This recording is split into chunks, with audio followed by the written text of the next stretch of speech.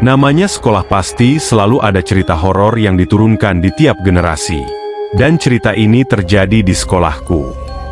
Salah satu SMA negeri di pinggir kota Semarang.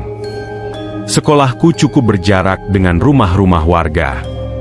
Ada sawah di sekeliling sekolah dan hanya ada satu jalan besar untuk akses ke sekolah. Selama bersekolah di sana, memang banyak cerita seram layaknya sekolah pada umumnya. Yang paling terkenal di sekolahku adalah cerita tentang kelas 2C di mana kelas 2 sebenarnya hanya ada 2, yakni kelas 2A dan 2B. Saat itu tingkat kelas masih 1-3. Kelas 2C adalah sebutan kami untuk kelas tak kasat mata yang muncul di malam-malam tertentu. Hal ini didukung juga oleh beberapa warga yang pernah melihat ruang kelas yang lampunya menyala pada malam-malam tertentu. Ada yang menganggap cerita itu sebagai cerita horor biasa. Namun ada juga yang memang ketakutan sampai tidak ingin berada di sekolah saat matahari tenggelam. Sampai suatu ketika, kelas kami baru saja pulang dari acara study tour. Waktu itu hari sudah gelap, murid 2 segera bergegas untuk pulang.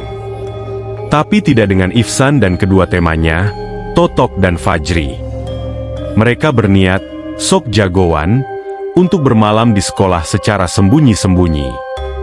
Rokok dan minuman alkohol pun sudah mereka siapkan untuk menemani malam mereka. Sesuai rencana, mereka menikmati malam itu tanpa khawatir akan larangan dari orang tua atau guru. Mushola menjadi tempat yang nyaman untuk mereka menghabiskan botol minuman alkohol mereka. Sampai saat melewati tengah malam, tiba-tiba listrik seluruh sekolah mati begitu saja. Mereka bertiga kebingungan dan mencari saklar listrik bermodalkan korek api. Saat itulah mereka sadar bahwa ada satu kelas yang lampunya menyala. Tanpa basa-basi, mereka sepakat untuk pindah dari mushola ke kelas itu. Namun sepanjang perjalanan menuju kelas, mereka merasa ada yang aneh. Samar-samar mereka melihat bayangan-bayangan di balkon 2 kelas. Sebelum sampai ke kelas dengan lampu yang menyala itu, tiba-tiba Fajri berhenti dan meminta untuk pulang. Ihsan dan Totok bingung, namun wajah Fajri terlihat benar-benar pucat. Ia memberi isyarat dengan mengarahkan wajahnya ke salah satu kelas. Ihsan dan Totok yang juga merasakan tak nyaman lebih memilih untuk buru-buru pergi ke tempat yang terang. Mereka pun memaksa Fajri untuk jalan ke kelas dengan lampu yang menyala di deretan kelas 2. Sesampainya di sana, mereka pun melihat seseorang sedang berada di dalam kelas. Petugas penjaga sekolah. Ihsan ingin bergegas masuk menghampiri Pak Sunar, namun Totok dan Fajri buru-buru melarangnya. Pulang. Pokoknya kita pulang, perintah Totok. Melihat kedua temannya sepakat, Ihsan pun tidak bisa menolak. Saat itu wajah Totok dan Fajri benar-benar pucat. Saat meninggalkan sekolah, barulah Totok berani cerita pada Ihsan. Kalau itu Pak Sunar, kenapa dia nggak punya kaki?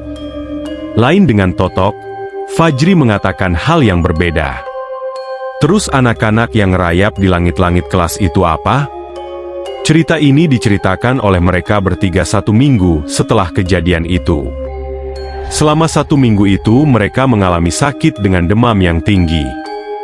Saya juga ingat, Fajri bercerita bahwa selama sakit ia selalu didatangi sosok murid pucat bermata satu dan berambut panjang di langit-langit rumahnya. Katanya, itu adalah sosok yang sama dengan yang ia lihat salah satu ruang kelas sebelum sampai di kelas dengan lampu yang menyala itu. Nah, itulah cerita horor kali ini. Terima kasih yang sudah menonton. Kita jumpa lagi di cerita horor selanjutnya.